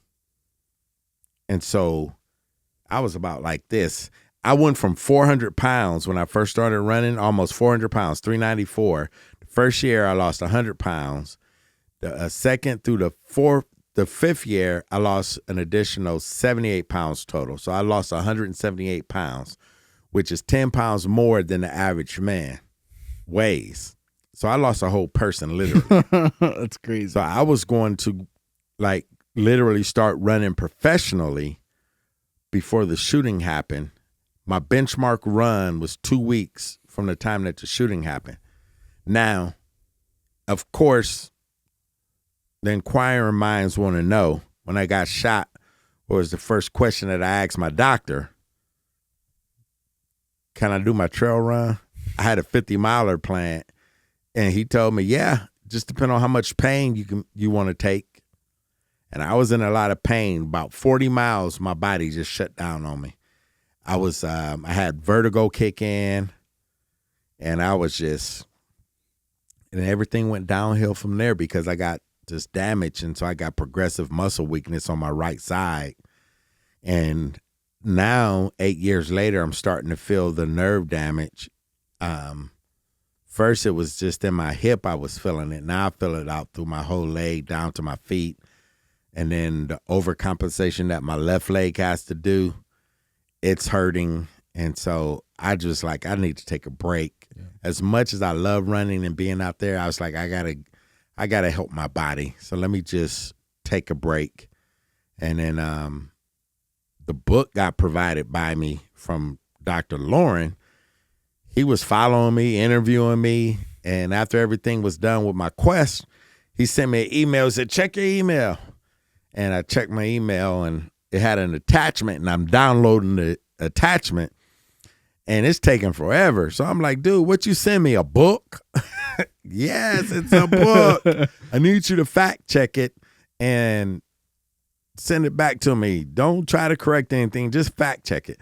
It took me 6 months to go through that book. Damn. Because sometimes I couldn't read it because I was still dealing with the trauma from everything of reading it. It's one thing to tell your story. It's another thing to read what you said. And it was very, very tough for me to get through those 6 months. Finally got through it. This past August, everything was done.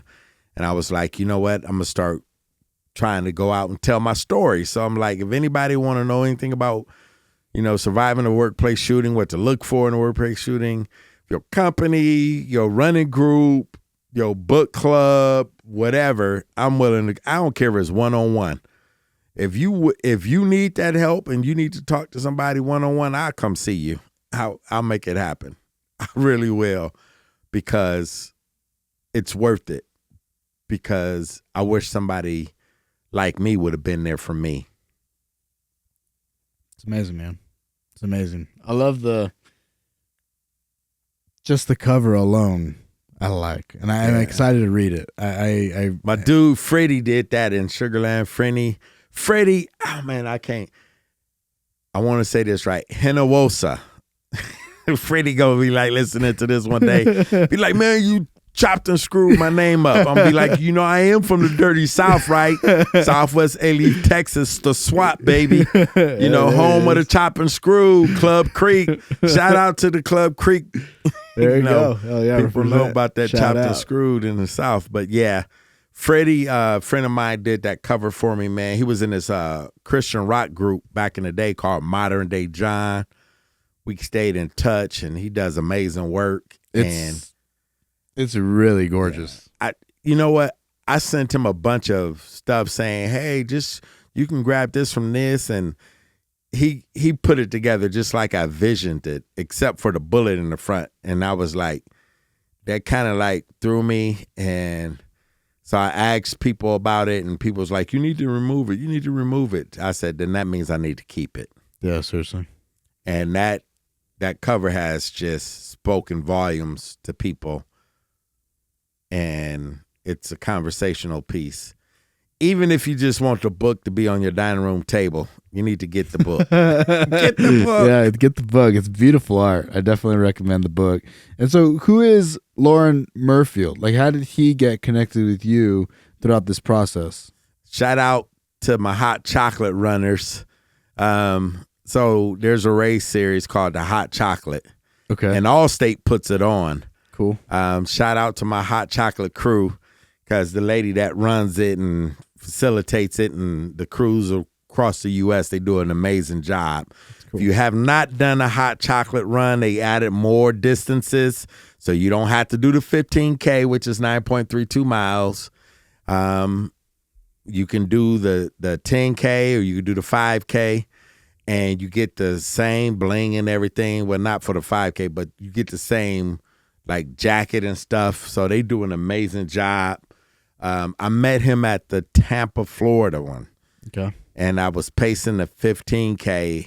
I was supposed to be pacing another time with the 15K. And a friend of mine that's a pacer, she had an injury, and she was like, I'm not going to be able to keep up with this pace. And I like doing the sweeper pacer. I like being the dude in the back because I talk noise to people. I encourage them and things of that nature. So Love that. I was like, okay, I'll switch with you, because she had an injury, and I did her pace. And so I think we were doing 13 minutes or 12, something like that. And so the group started off, and, I introduced myself, get them crunk, get them going. And so when we were running, I was like, I want everybody to tell me, what's your name, what's your flame, what's your name, what's your claim to fame, and why is the reason you came? And so I picked two people. We did a walk run. So during the walk, I picked two people to answer the questions. And so we go through the whole group and stuff, and it's like a whole group, and we having fun. We running and we chanting and stuff. I'm having them do cadences, and we having fun on the course. And Lauren's wife, Lisa, she ran in another group. She said later on, I wish I was in your group. A lot of people wish they were in my group. Matter of fact, Hot Chocolate asked me if I come to all their races. I said, I can't come to all of them. I said, people want me at other ones, but I would love to do that with them one day. That's awesome. Hopefully, maybe they'll sponsor the books for people, and I'll just come be the sweeper pacer and have fun with people. That'd be neat, man. But I met him there, and at the end, he says, everybody has said theirs except for you. And I wasn't expecting that. So I answered them. Because I wasn't trying to steal the thunder. It wasn't about me. It was about them. And so I didn't want my story to overshadow their story. And so I humbly stated what I was doing and why and everything. So afterwards, he was like, I want to get your information. I want to stay in contact with you, which I have people do that all the time. And normally people don't stay in contact. Yeah. But this guy, man, he hasn't gone away. I tried to make him go away. He's claiming me as his friend publicly. I'm like, I'm never going to get rid of him. It's too late. You're stuck. Yes, I'm stuck. If he claiming me as a friend publicly, I'm never going to get rid of him. But, man, he's been a blessing in my life. And so he's done a couple of blogs on me. He's a professional coach. Has a doctorate in communication, taught in colleges. If he's just a smart guy, man, one of those people that are just super intelligent that just by knowing him, you're going to do better in life. And so that's what has happened. He did some blogs on me. We've connected. He's came and paced for me on some of my journeys on my races. And then he kept in contact with me, and then he was like, well, you're going to do this quest, man. You need to, make sure you're doing a diary, which I'm not about to do a diary. I'll bust a rap in a minute, but, I'm not going to do a diary, right? So he said, well, let me interview you every week after your run. I said, okay. That's cool. So he said, we can do it on Zoom. You can save it, and you can use it for your kids and your grandkids and your great-grandkids to share later on what you did. And I was like, all right. And then after that, once he learned more about me, he was like, dude, you need to tell your story. You need to tell your story. And I was just trying to live. I was literally just trying to get back to living life. Yeah. And I'm like, man, I'm trying to write a book. And that's the last thing on my mind. But like I tell people, the book wrote me. I didn't write it. And the pen was Lauren Murfield. He listened. He asked questions. He listened to my answer. He typed it up, and he had the book. It's a good friend, man. My dude, Freddie, who's been phenomenal all my life since I've known him, has been there in so many ways, just as a brother in Christ, and just a phenomenal example of a man. Freddie has just touched my life in so many ways, and I've never said that. So when I send this to him, he's gonna be like, "Oh, Cuddy." That's what they call me, Cuddy, just my nickname from breakdancing back in the day. Nice. But now I'll be broke dancing if I try now. Break a leg, break a hip. break a head, break a lip. But yeah, so he stuck with me, Lauren, and he's been there for me, man. And I couldn't do what I've done this far. Matter of fact, we were talking a couple of weeks ago, and he says, not to sound like I'm more important than I am. He said, but what would you be doing if you didn't have a book right now? And I said, Lauren, I have no idea. I said, God sent you in my life to do this. I said, and this is all I know to do. And this is what I'm going to do until God show me more to do. But telling my story and going to speak and having this book, that's what's keeping me alive.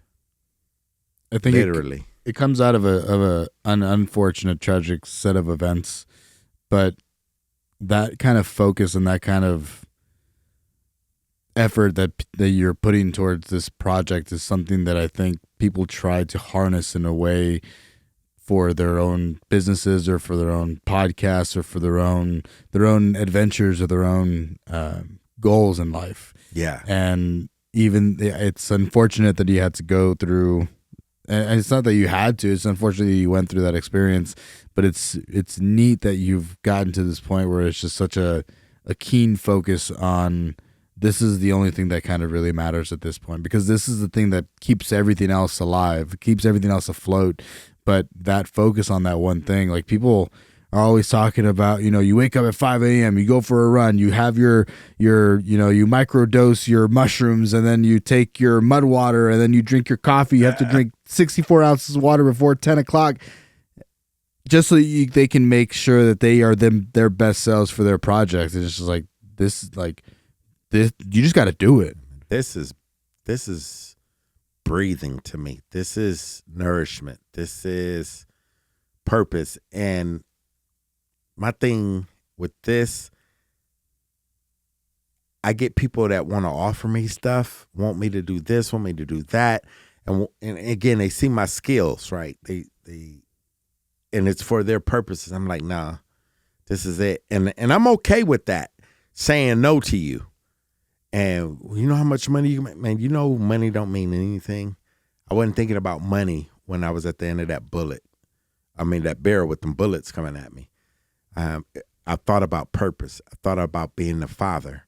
I thought about what kind of legacy am I leaving behind? What will people really say about me when it's just them, their conscience, and God? Because people can say anything about you. But what they really think about you and know to be true about you, they're saying that between them and God, and that's what matters to me. I tell my kids all the time, I've handed you the baton. It's time for you to run your race. My race is coming to an end, and I tell people this is the last third of my life, and I'm okay with that.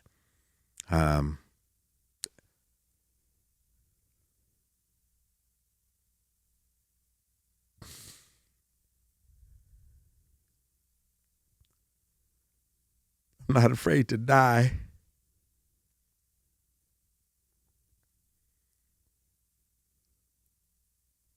I just didn't want to die at the wrong time. And I know that when I'm done with however long God let me do this,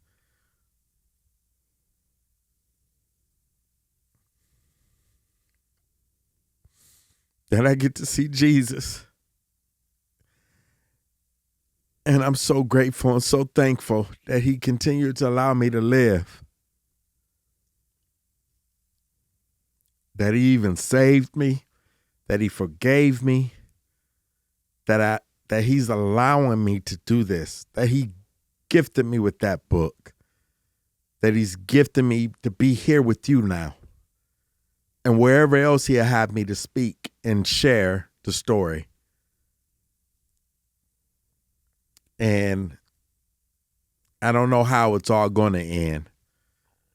But I do know that when it ends on this side and I'm in his presence, I just want to hear well done. And so because I know who I am and whose I am and what and why I'm here, anything outside of that, it doesn't mean it doesn't matter. It's just not my race to run.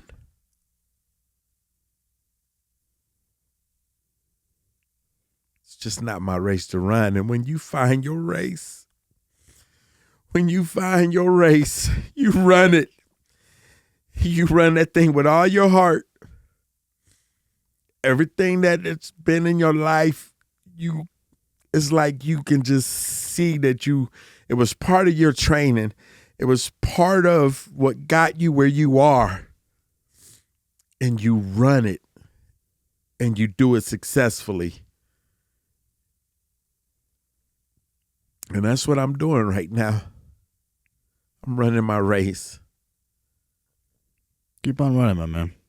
It's a big deal. You're going to change a lot of people's lives. Just keep on going. It's the greatest ultra marathon that I've ever been privileged to start. Still got many miles ahead of you, sir. And I thank you for letting me stop at your aid station. Of course. Anytime, brother. Anytime. You're always welcome here.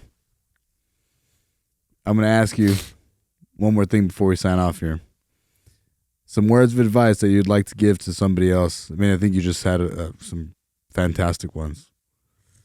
But if you were to sum up some stuff, that if you had a 16-year-old kid listening in, an 18, 20-year-old kid listening in, what do you tell that kid?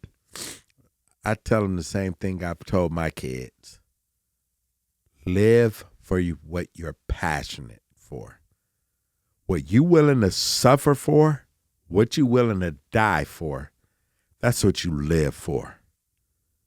And everything else needs to support that. If you're not willing to die for it, it's not what you purpose to do. It's just not. People want to live for money. They want to live so they can get the girl. They want to live so they can get the guy. That's not living.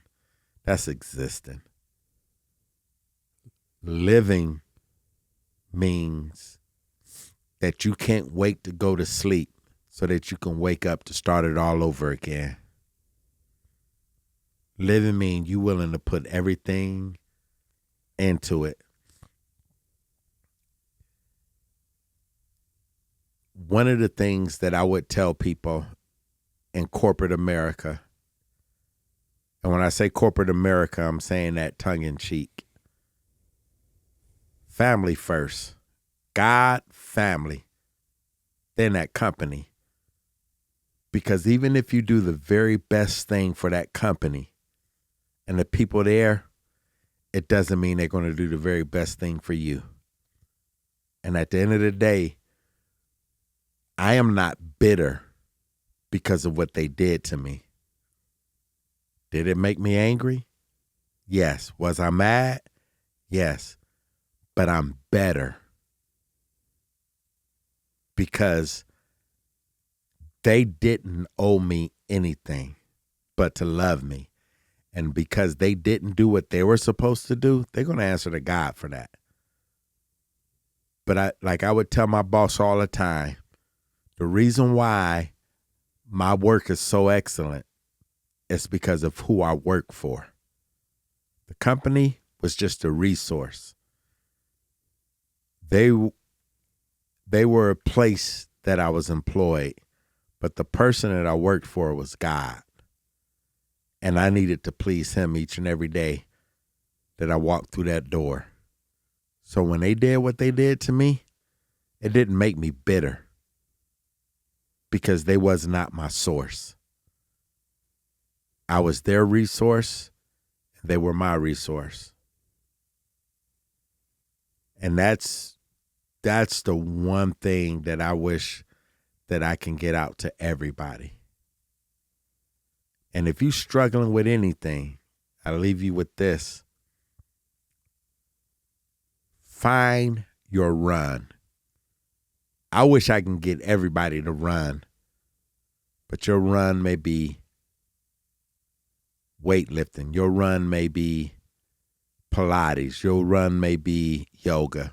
Whatever that run is for you, do it.